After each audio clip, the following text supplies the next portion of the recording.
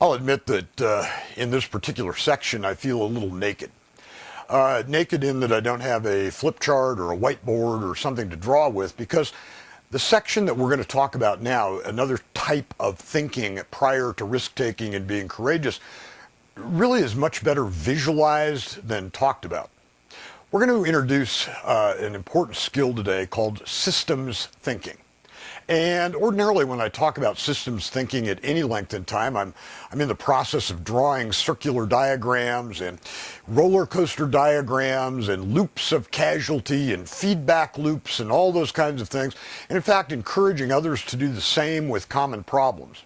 But for today's purpose, I'll simply introduce what systems thinking is and some of the key concepts associated with it. Previously, we talked about the common leadership approach of linear thinking, where there is an issue identified and a solution identified, and the line between that is very linear. We then talked about critical thinking, which looks at better ways of doing things. Well, systems thinking is really unique. System thinking uses some very unique key components to describe a way of looking at issues that really help us as we move into risk-taking and also as we move into being courageous as a leader. Systems thinking, first of all, looks at an organization as a holistic, organic type of being. Almost like a body-type function, with organs being departments and cells being team members. It's a very, very holistic approach. And a key component of systems thinking is the understanding that an impact on one part of that system will also have an impact, whether positive or negative, on another part of that system.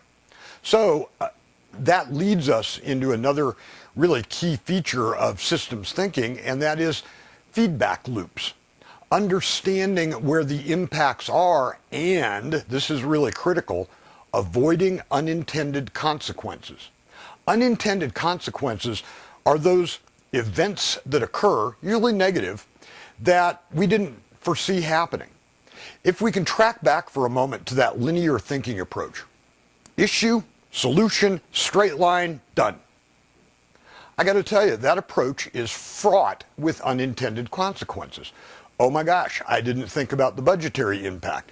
Oh my gosh, I didn't think about the impact to the customer service department.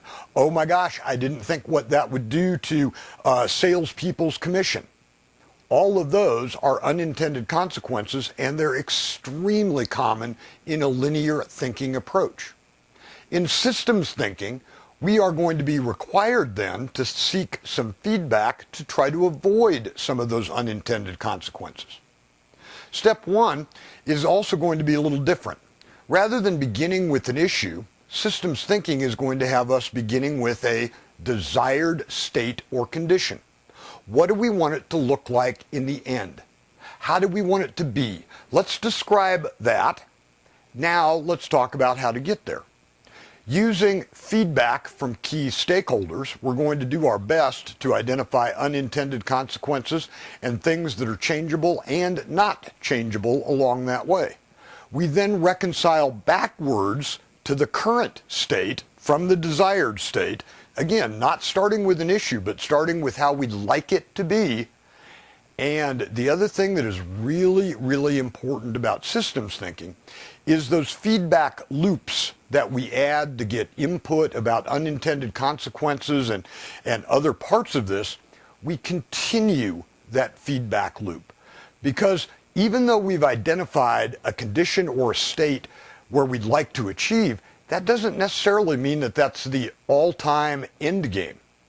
So we might have to continually move that desired state a little bit, and the only way that we tune it and fine-tune it is through continuing those feedback loops with key stakeholders. Systems thinking is not something easy to get your arms around, but I can tell you the two easiest things to begin this process to become a systems thinker: start with the desired outcomes first, and get comfortable with seeking input from the key stakeholders. Those two dynamics alone will get you down the path of becoming a more systemic thinker and looking at your organization and your department as a holistic kind of being.